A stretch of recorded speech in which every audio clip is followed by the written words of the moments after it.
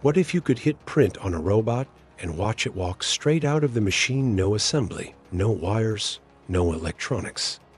That future is here. Researchers at UC San Diego and BASF have created the world's first fully 3D printed, autonomous walking robot powered entirely by air. No circuits, no batteries, just pure mechanical intelligence. Let's dive into how this breakthrough works and why it could change robotics forever. Most robots today rely on delicate electronics, complex wiring, and labor-intensive assembly. That makes them expensive, fragile, and hard to mass produce. But what if we could simplify everything? What if a robot could be printed in one piece and work immediately, no assembly required?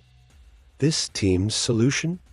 A fully 3D printed robot with an embedded fluidic brain, a pneumatic circuit that controls movement without a single electronic component. The magic lies in this ingenious four-phase oscillating valve. It takes a steady stream of pressurized air and converts it into rhythmic pulses that control the robot's legs.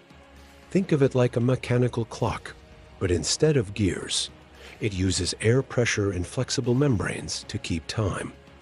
Unlike previous designs, this valve is self-priming. When you turn on the air, it automatically boots up into its working state. No human intervention needed. Early prototypes had a problem: asymmetry in the leg movements. By mirroring the valve's linkages, the team achieved perfect symmetry, critical for smooth, efficient walking. Once printed, this robot is ready to go. Just connect it to an air supply or a cartridge, and it starts walking. No programming, no calibration. Watch how it handles rough terrain, slopes, and even water. The Hexapod design ensures stability. 3 legs always stay on the ground while the other 3 move, allowing it to navigate obstacles that would trip up wheeled or bipedal robots. With a small canister, this robot can operate untethered for over a minute. Future versions could use biodegradable gas sources, making them ideal for environmental monitoring or disaster zones. Why does this matter? Because it democratizes robotics. Schools, small labs, even astronauts could print custom robots on demand, no factory needed.